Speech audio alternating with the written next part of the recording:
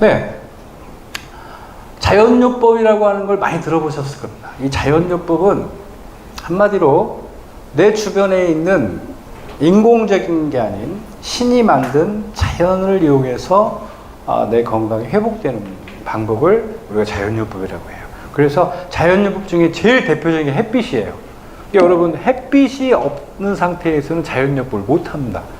여러분, 햇빛을 그래서 하루에 꼭 20-30분씩, 최소한 20-30분씩 햇볕을 우리가 쬐야 된다. 두 번째, 이 공기가 좋아야 된다는 거예요. 그래서 이 공기가 좋아야 되는 이유는 뭐 산소도 중요하지만 이 공기 안에 미세먼지가 많다든지 또는 이제 나쁜 매연들이 많게 되면은 자연치유가 일어나지 않는다. 그 다음에 우리가 먹는 물, 이 물은 살아있는 물을 먹어야 되는데 여러분들이 마시는 수돗물은 다 죽은 물이에요. 물도 하나의 생명체다라고 생각하셔야 돼요. 물도 우리가 하나 숨을 쉬는 것만 생명체가 아니고 어떤 분자 구조를 갖고 있는 것들은 다 생명체다. 그런데 이걸 물을 소독하게 되면 그때 많은 분자들이 깨지고 형태적으로 보면 물이지만 실제 우리 몸에서 어떤 촉매나 용매 역할을 할 수가 없다. 이렇게 볼 수 있어요.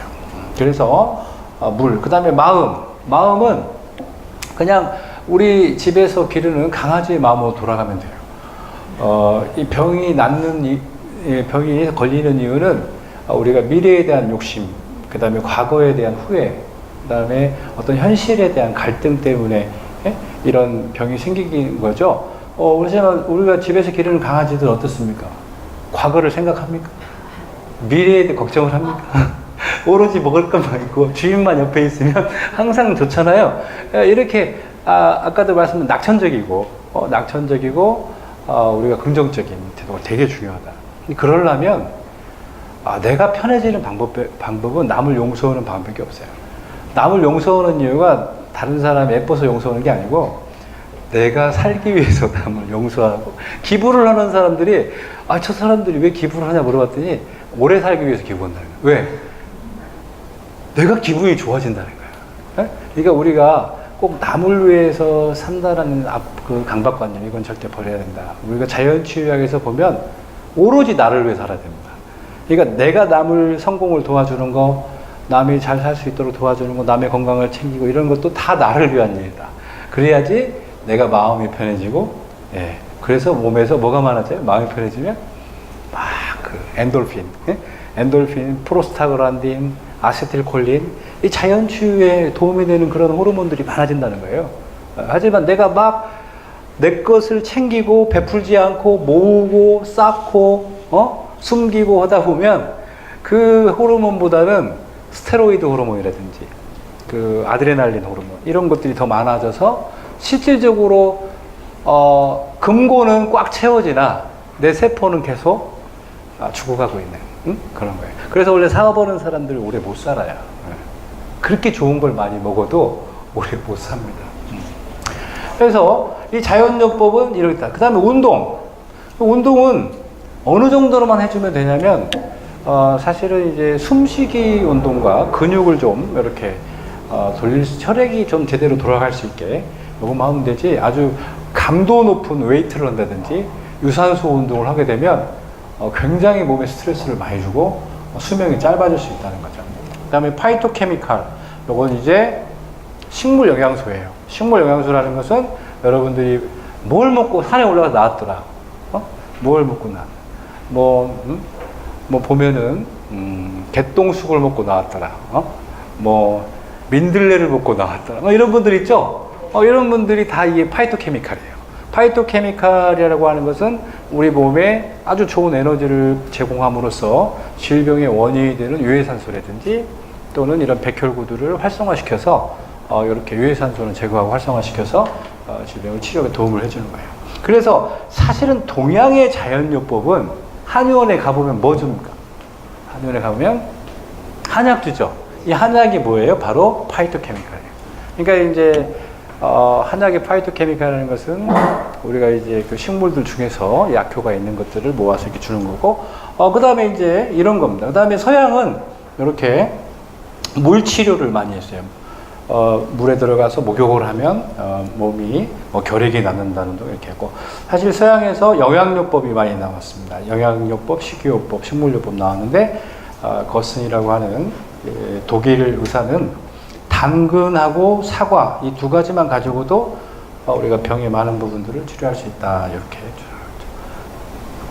영양요법, 우리가 음식을 잘 먹어야 되는데 탄수화물, 지방, 단백질, 식이섬유, 비타민, 미네랄을 왜 먹어야 되느냐?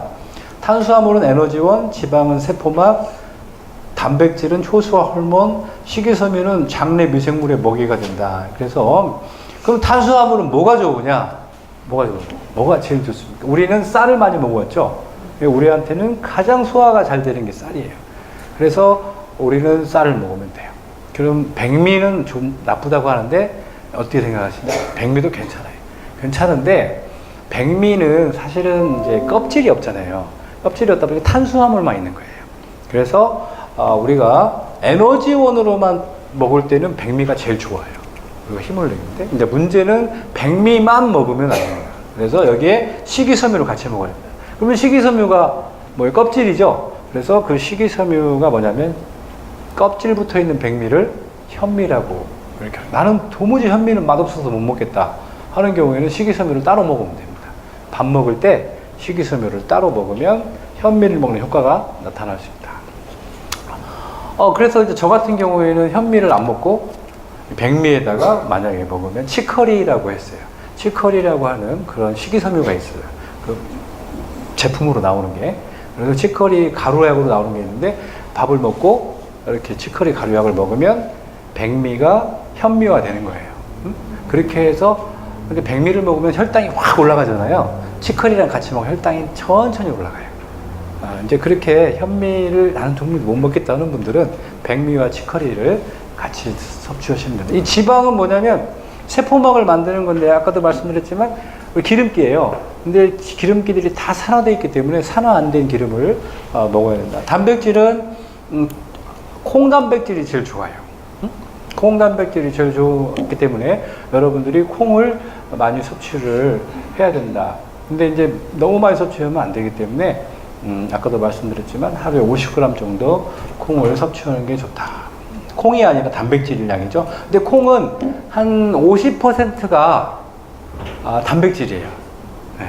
그래서 콩으로 따지면 50%나 단백질이 많기 때문에 엄청나게 많죠. 100g 정도만 콩을 먹으면 단백질 양으로는 충분히 많다. 근데 이제 문제는 콩에는 기름이 많이 들어있잖아요.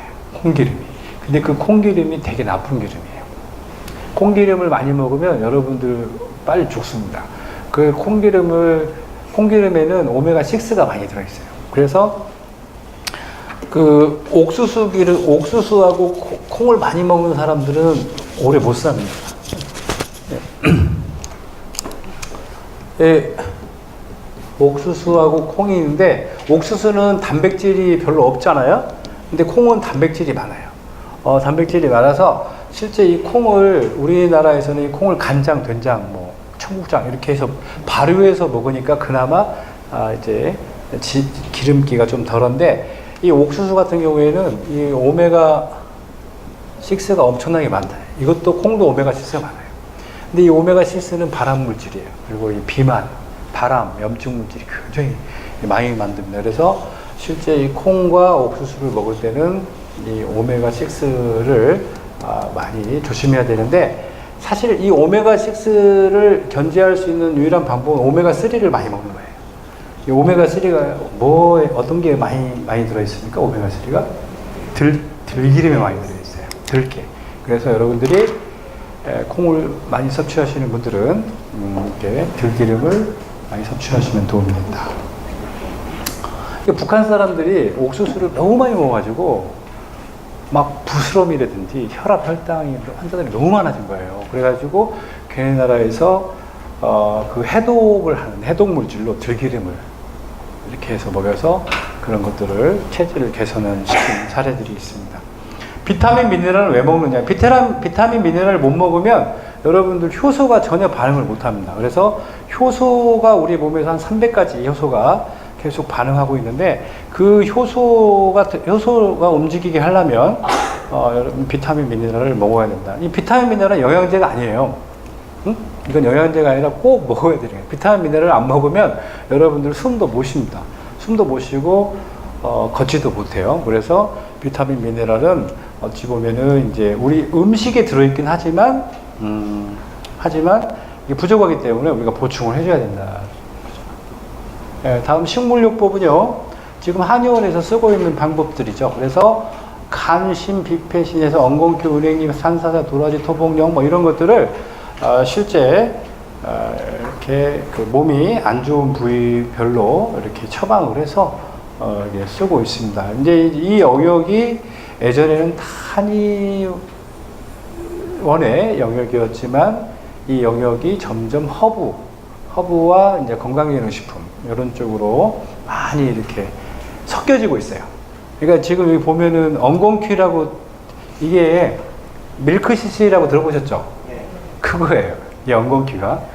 뭐 이 도라지도 지금 많이 그 식품화돼서 나와 있고 치커리도 그렇고 산약도 마로 나와 있고 다시마, 여주도 마찬가지죠. 그러니까 실제 한의원에서 쓰고 있는 생약제들 중에 식품으로 사용 가능한 이런 생약들은 다 건강기능식품으로 이미 개발이 돼서 많이 나와 있기 때문에 여러분들이 참고로 우술도 많이 쓰죠.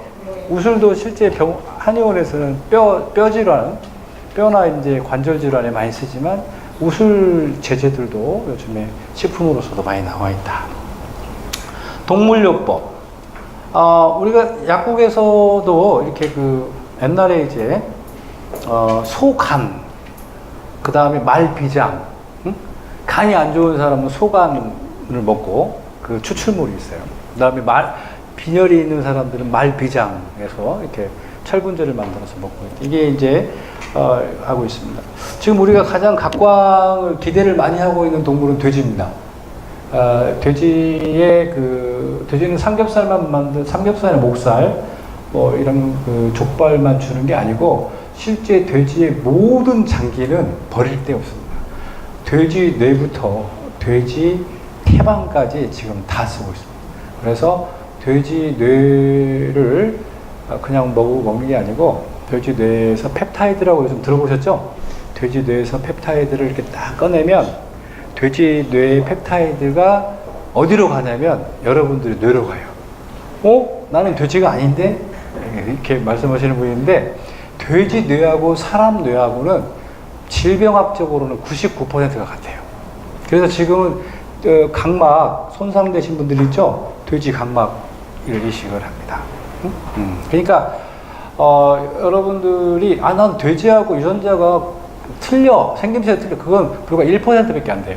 그 1% 정도밖에 안 되는 유전자가 우리 몸의 형태, 그러니까 동물과 우리 사람의 어떤 그런 형태를 이렇게 다르게 하는 거고, 우리 몸의 기능, 질병을 일으키는 각각의 메커니즘이나 유전자들은 99%가 같은 거예요. 그러니까 돼지의 병을 일으키는 모든 인자는 사람한테도 병을 일으키는 거예요. 그러니까 돼지 유전자하고 사람 유전자하고 똑같은 거예요. 그러니까 지금 당뇨 환자들이 맞는 인슐린 있잖아요. 그 제일 많이 쓰는 게 돼지 인슐린. 제일 많이 쓸 거예요.